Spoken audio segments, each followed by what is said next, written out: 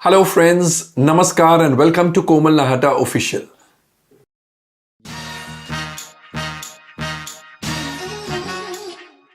India में मार्च में जब लॉकडाउन शुरू हुआ था तब किसी ने यह नहीं सोचा कि फिल्में ओटीटी प्लेटफॉर्म्स पर प्रीमियर करेगी।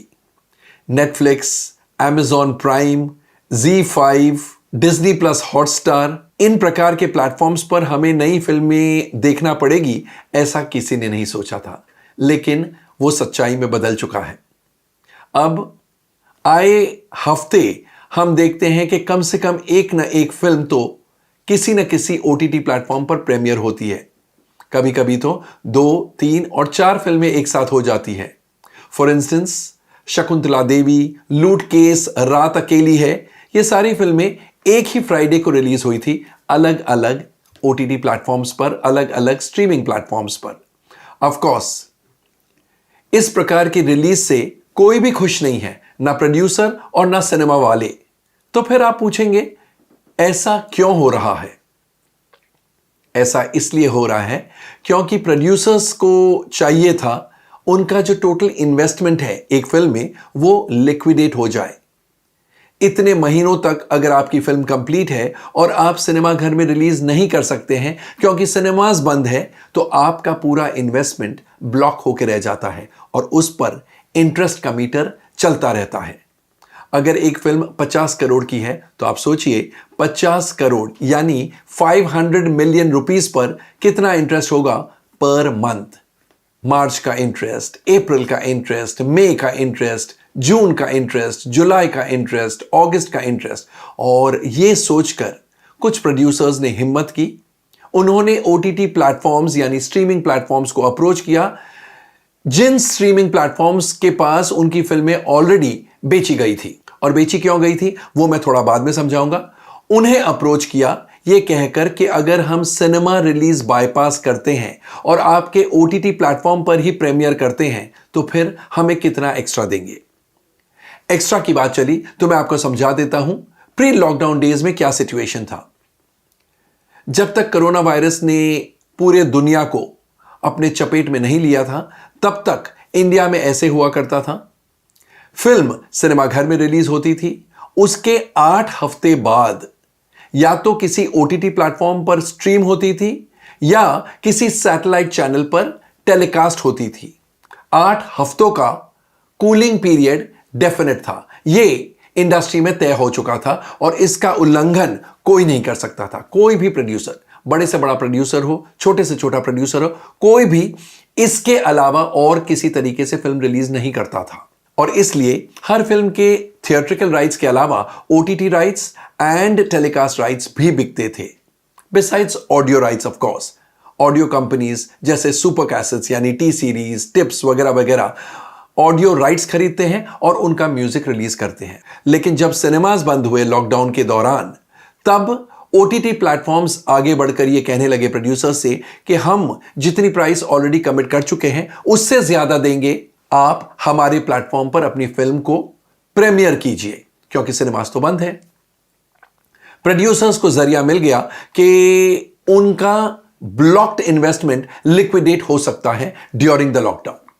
अगर सिनेमास की वेट करते तो डेफिनेटली हर महीने का इंटरेस्ट चढ़ता एंड पता ही नहीं कब सिनेमास खुलेंगे, कब पब्लिक आएगी। सिनेमास खुलना तो एक बात है, पब्लिक सिनेमा घर में कब आएगी, क्योंकि सिनेमास खुलने पर अगर पब्लिक सिनेमाज में नहीं पहुंचती है, फुटफॉल्स देखने को नहीं मिलते हैं, तो फिर फिल्म रिलीज करने का कोई मतलब ही नहीं। और ऐसे में पहल की गुलाबो सिताबो के प्रोड्यूसर्स ने। सबसे पहली बड़ी फिल्म जो ओटीटी प्लेटफॉर्म पर स्ट्रीम हुई वो थी गुलाबो सिताबो ऑन amazon प्राइम। उनके देखा देखी दूसरे प्रोड्यूसर्स ने भी हिम्मत जुटाई और आज की तारीख में करीब 18 से 20 बॉलीवुड फिल्में ऑलरेडी कमिट हो चुकी है एंड कम से कम 5-7 और फिल्मों के निगोशिएशंस चल रहे हैं अलग अलग स्ट्रीमिंग प्लेटफॉर्म्स के साथ। जहां यह सिस्टम प्रोड्यूसर्स को खुश कर रहा है क्योंकि उनका ब्लॉक्ड इन्वेस्टमेंट लिक्विडेट हो रहा है, वहीं पर सिनेमा वाले, मल्टीप्लेक्सेस वाले बिल्कुल नाखुश है इस अरेंजमेंट के साथ, क्योंकि हर वो फिल्म जो ओटीटी प्लेटफॉर्म पर रिलीज हो रही है, इसका यह मतलब है कि कम से कम एक हफ्ते का प्लेइंग प्रोग्राम सिनेमास का गायब हो चुका है क्योंकि वो फिल्में अब सिनेमाघर में कभी रिलीज नहीं होगी। तो यानी अगर 20 फिल्में कमिट हो गई है ओटीटी प्लेटफॉर्म पर प्रीमियर के वास्ते, इसका यह मतलब है कि 20 हफ्तों का प्लेइंग प्रोग्राम सिनेमा घर के हिस्से आएगा ही नहीं। डेफिनेटली सिनेमास कैसे खुश हो सकते हैं? मैंने पहले बताया प्रोड्यूसर्स भी इस अरेंजमेंट से खुश नहीं है क्योंकि हर प्रोड्यूसर फिल्म बनाता है बड़े पर्दे के लिए। These are all big screen entertainers. लेकिन मरता क्या ना करता, और क्योंकि सिनेमास कब खुलेंगे ये किसी को अंदेशा नहीं था, किसी को आइडिया नहीं थी, इसलिए बहुत सारे प्रोड्यूसर्स ने ओटीटी पर अपनी फिल्म को प्रीमियर करने के लिए ऑप्ट किया। अब आप सोचेंगे कि प्रोड्यूसर्स ने ओटीटी या स्ट्रीमिंग प्लेटफॉर्म्स पर अपनी फिल्में प्रीमियर के लिए तो दे दी, लेकिन क्या उन्होंने लॉस किया, प्रॉफिट किया? क्या है गणित? गणित इस प्रकार है। अब फर्ज कीजिए लॉकडाउन के पहले किसी फिल्म के ओटीटी यानी स्ट्रीमिंग राइट्स अगर किसी स्ट्रीमिंग प्लेटफॉर्म ने 500 मिलियन रुपीस में खरीदे हैं, तो वहीं पर प्रीमियर के लिए वो कम से कम 100 मिलियन और दे देंगे। 110 million, 120 million rupees, 150 million rupees, यानी 20% से लगा के 80-85% एक्स्ट्रा देते हैं प्रोड्यूसर को, क्योंकि प्रोड्यूसर बाईपास कर रहा है थिएट्रिकल रिलीज को।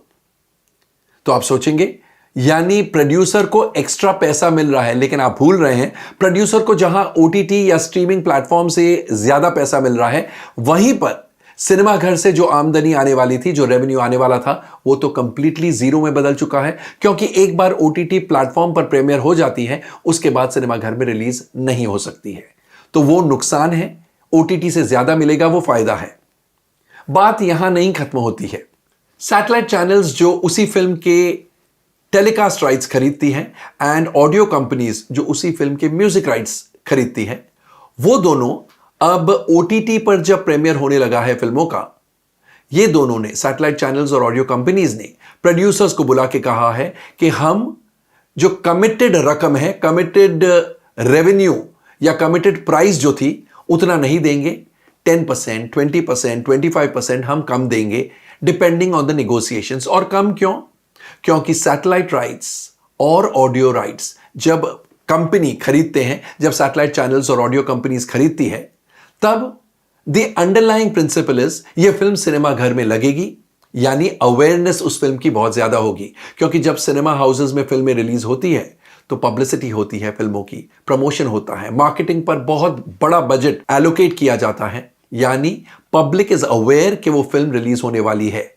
फिल्म रिलीज होके फ्लॉप या हिट होती है, लेकिन अवेयरनेस पब्लिक की डेफिनेटली रहती है।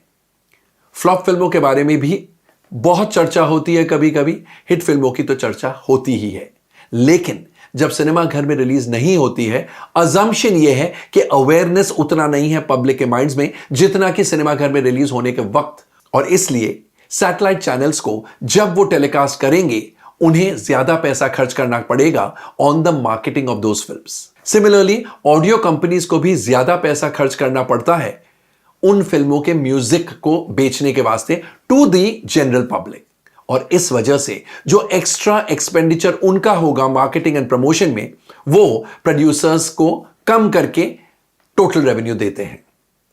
यानी एक जरिए से प्रोड्यूसर्स की आमदनी बढ़ जाती है और वो है ओटीटी यानी स्ट्रीमिंग प्लेटफॉर्म से, लेकिन सिनेमा घर से income is zero, audio company से कम होके पैसे आते हैं, टेलीकास्ट राइट्स के सैटेलाइट चैनल से भी कम होके पैसे आते हैं। अब 3 ही ऑप्शंस हो सकते हैं। एक तो अगर एक producer theatrical revenue, streaming platform revenue, satellite channel revenue and audio revenue, in 4 sources से एक्स अमाउंट कमाने वाला था, अंडर द न्यू नॉर्मल यानी लॉकडाउन डेज का normal, under the new normal या तो वो एग्जैक्टली एक्स अमाउंट ही कमाएगा या एक्स से कम या एक्स से ज्यादा। अब बहुत ही लकी हो तो एक्स अमाउंट ही कमाएगा, यानी ओटीटी प्लेटफॉर्म उतना ज्यादा पैसा उसे देगी जितना कि वो सिनेमा घर से कमाने वाला था, एंड टेकिंग इनटू कंसिडरेशन कि satellite channels and audio company उसको कम पैसे देंगे, तो वो सारा भुगतान ओटीटी यानी स्ट्रीमिंग प्लेटफॉर्म करने के लिए तैयार है। लेकिन ऐसा कम होता है।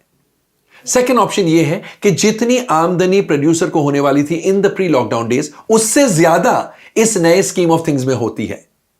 ऑफ कोर्स वो थोड़ा फारफेच्ड है, क्योंकि कोई भी ओटीटी प्लेटफॉर्म इतना पैसा नहीं देगा प्रोड्यूसर को।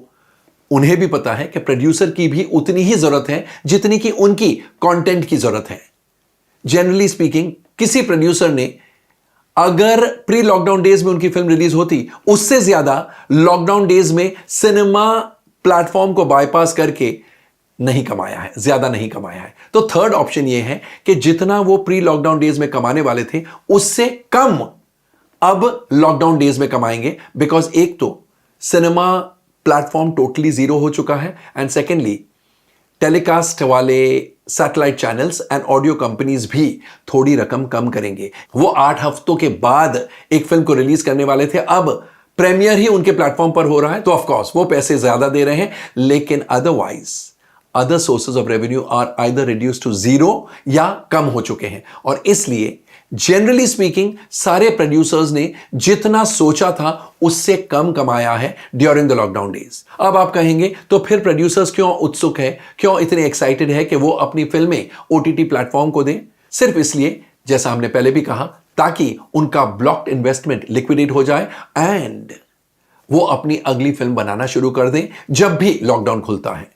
एक और बात है, film is a perishable commodity. उतनी भी पेरिशेबल नहीं जितनी शायद ब्रेड हो या और कोई खाने की चीज हो, लेकिन फाइनली फिल्म बनती है एक टाइम पीरियड के वास्ते, और अगर 4, 5, 6 महीने लॉकडाउन चलता है, सिनेमाज बंद रहते हैं, तो हर प्रोड्यूसर को यह चिंता रहती है कि कहीं हमारी फिल्म स्टेल नहीं हो जाए। इस वजह से भी वो ओटीटी प्लेटफॉर्म की तरफ दौड़ रहे हैं और अपने प्रीमियर राइट्स स्ट्रीमिंग प्लेटफॉर्म्स को दे रहे हैं।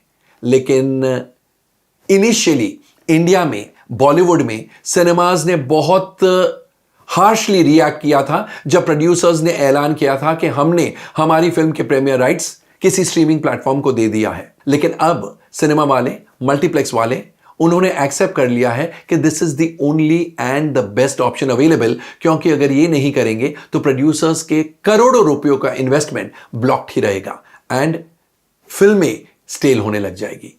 तो ये न्यू सिस्टम है, लेकिन पब्लिक के माइंड में एक नया ख्याल आया है। उनका यह सोचना है कि लॉकडाउन जब लिफ्ट हो जाएगा, ना सिर्फ इंडिया में बट वर्ल्ड वाइड, तब भी क्या ओटीटी प्लेटफॉर्म्स, स्ट्रीमिंग प्लेटफॉर्म्स पर ही फिल्में प्रीमियर होगी? उनका यह सोचना है कि पिछले 4, 5, 6 महीनों में लोग इतने आदी हो चुके हैं ओटीटी पर फिल्म देखने के वास्ते कि अब उनकी हैबिट हो गई है, और इसलिए वो ओटीटी पर ही प्रेफर करेंगे, यानी कि सिनेमास का धंधा अब खत्म हो चुका है। मेरा जवाब इसमें केवल यह है, अगर 4-5 महीनों से जो आप कर रहे हैं, आप जिसके आदी हो चुके हैं, वो अगर हैबिट हो गई है, तो उसका क्या जो आप सालों से करते आए हैं, सालों से आप सिनेमा घर जाके फिल्में देखते हैं, तो वो हैबिट कैसे इतनी जल्दी खत्म हो सकती है? अगर कोई 4 या 5 महीनों में एक नई हैबिट फॉर्म हो सकती है, तो ये सोचिए जो सालों से 10, 15, 20, 25, 30 सालों से आप सिनेमा घर में पहले फिल्म देखते हैं, वो हैबिट इतनी जल्दी कैसे खत्म हो सकती है?